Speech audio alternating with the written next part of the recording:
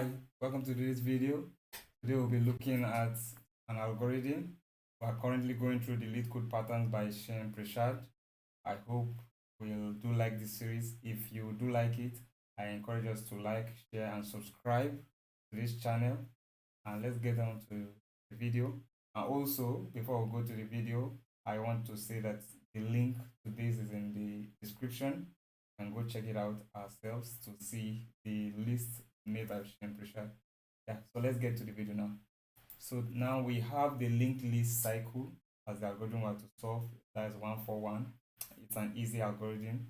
So we are given a head, the head of a linked list to determine if the linked list has a circle in it. So we are told that there is a circle in a linked list if there is some node in that list that can be reached again by continuously following the next pointer. Internally, POS is used to denote the index of the node that this next pointer is connected to. Note that POS is not passed as a parameter. So we have to return true if there's a circle in the linked list, otherwise we have to return false. So here we have an example. We have this linked list and we see that 4 is going back to 2. So this is true because we have a cycle here. So if we keep going next, by the time we go this next, it takes us back to 2 and we have passed through 2 previously. So and this also is going to be true because from 1 to 2, 2 goes back to 1. While this is false because it doesn't lead back to itself. There is no next. So okay, we are encouraged to try and use an approach that will give us an O of 1 time in memory, O of 1 memory, that's constant memory. Okay, so let's go to our board to look at how we can. A linked list is just a data structure that holds a value and holds a reference to the next location of a particular node. So let's say we have a particular node 1, another node, another node, another node. So node 1 here, node 1 has a value, let's say 1, and has the location of this node 2. That's basically what a link is. So it's just like a straight chain bound to each other going to the next. And as you can see, it only goes in one direction. This linked list is actually just a single linked list. We have a double linked list. That one we have both direction, but this is a unidirectional one. So it only goes from 1 to 2, 2 to 3, and 3 to 4. So here we have that, for example, 1 could map back to 1 that has passed before. So for example, we have let's say this is 2, 3, and 4 as the values. We see node 4 maps back to node 2. So we could try to solve this using possibly like a dictionary where when we go through a node, we know that that node has been, we mark it, add it to the dictionary, and that will tell us that it has been visited. So for example, if we have a visited, so let's say this is a visited dictionary, and so when it gets to 1, it stores that node. So not the value of the node. It's very important that we store the node, because what the node will be, we are storing the reference of that particular node, because the reference of that node is what will tell us if that particular node has been passed across, not the value. Because for example, we could have here another value of 2.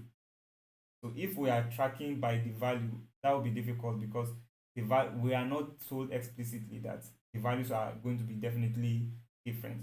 So we have to use the reference of the particular node. So the reference of node 1, and then we can just say this is true. And then when it gets to the next node, we know that we have node 1 and node 2. When we get to the next node, we know, okay, so this is node 1. We have node 2 is true. We have node 3 also now. When we get to the next node, we have node 1 in our dictionary, node 2 within our dictionary, we have node 3 within our dictionary, and now we have node 4 within our dictionary. So the next of 4 is 2. And so when we check, is 2 within our dictionary, that is the node of 2. we find that it exists, and so we can just return true. But if, for example, we have this particular link was not there and this just goes on to null, for example, by the time we get to null, we know that we could not find any link, and then we can return false. That would be one approach we could use to solve this. So, but because there was a constraint there, if I go back, we see that we were told that we should try and solve this in constant memory. Let's see if we can come up with something for that. So let me just create some little more space here. So here we have, let me just map back so we have 1 going to 2 going to 3 going to 4, and then 4 maps back to 2. So this is what we have. Now, another approach we could use, which will be of constant time, because if you look at, because we are using a dictionary earlier, the dictionary increases with the size of the linked list. So that means our space complexity will be O of n. So, but for now, if we try to have, so for example, we have a pointer here. So let's just call this pointer 1, and we'll call this pointer 2. Both of them are starting from the same position. So let's say this pointer moves 1 place, but this pointer moves 2 places. So pointer 2 is here. Then we go again. This pointer goes 1 step, but this pointer goes 2 steps. So for example, you see this will go here and come back to, because the next of 4 is 2. So this pointer will be back to here. So pointer 2 is here because it will go here and come back here. So this is where pointer 2 is currently now, but our pointer 1 is here.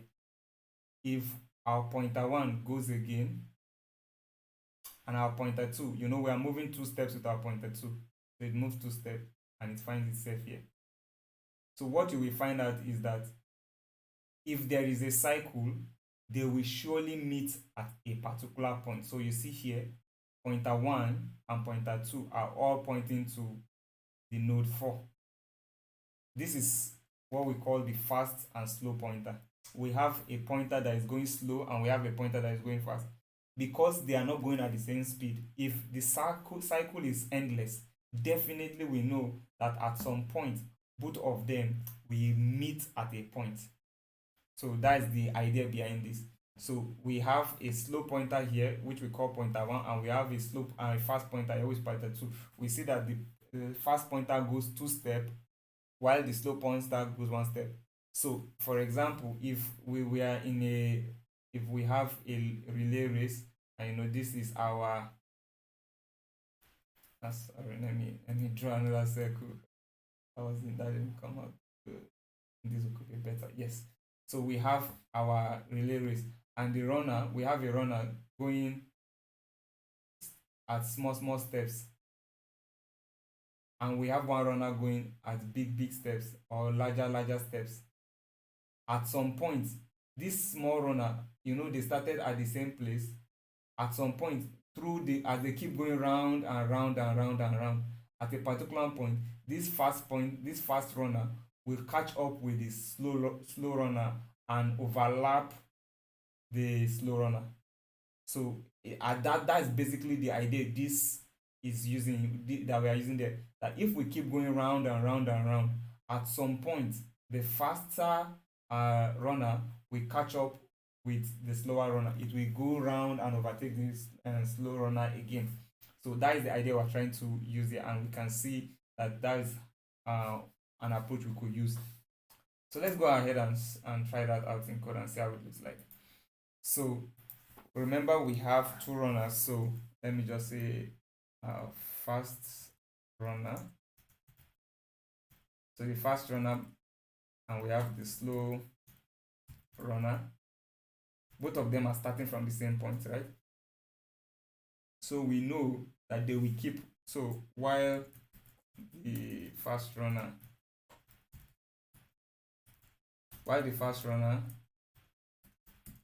so basically, so we know that if we keep going round and round and round, so for example, if we keep, so if we keep going fast runner, fast runner will keep going 2 steps, while the slow runner is slower, so it will go just 1 step, for example. So we know that at some point both of them will meet, if that is true. So we know that if the fast runner equals the slow runner, so we know that we have gotten to a place, we have a cycle. But if we go round and then the fast runner hits a null, it means that it was not a cycle in the first place, so we can just return false. And so basically that's it.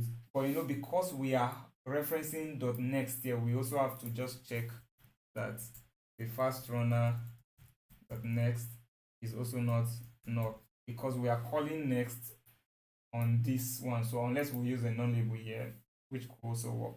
So but if we are checking that the fast runner .next is not null, because I don't want to use a non-label actually. So in the fast runner we are moving 2 steps, while the slow runner we are moving 1 step basically, and we keep running until they meet, or until we don't have any space more. There is no more next. That means the cycle ended. That means there was no cycle in the first place actually for it to hit null. So let's run this and see if we are okay. Okay, it does not exist. Fast runner does not exist. Oh, sorry. So let's run that again and see. So basically we're just saying that as the slow runner keeps going slow and the fast runner keeps going fast, at some point, if we keep going a cycle, they will surely meet. And basically that's what this is just saying, when they meet at that point. So we can submit and see if we passed.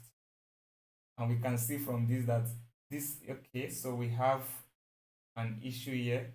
So we have 1 and 2 and there is no, so we need to see what the problem is. It's saying that the answer is wrong.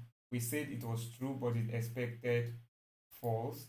And that's because, so you see, at the beginning, I'm checking, when we started, we said the fast runner is head, the slow runner is, and then we are also checking immediately that the fast runner is, so this will not work. So I think if we take this at this point, so that it will have moved the pointers, because what will happen is that it will always return through. So let's run that again. So we have 1, 2. Okay, so let's run this again and see. I think, okay, so we see it passed there. So we missed the place where we put our check was not proper, because it will always return true for every situation, because at the beginning the fast runner and the slow runner, they are always going to be the same, so it will always be true in that situation. So but this now will make sure that the fast runner has moved, is started moving, so there's no time they will be equal, except if they have gone through the cycle and then they met at some particular point. But if there is no cycle, then they will never meet, and then it returns false. So thank you. This basically is the linked list cycle. It's important we understand this, because I feel that this will also help us even in solving much more complex algorithms that are related to linked lists. As with all the algorithms we've been doing so far, they are all easy, and the understanding of them is important, because going forward we'll be having places where we will need them, or where they could be important for us. Thank you. If you like this video, I encourage us to subscribe, like, and share the video. Thank you, and see you in the next video.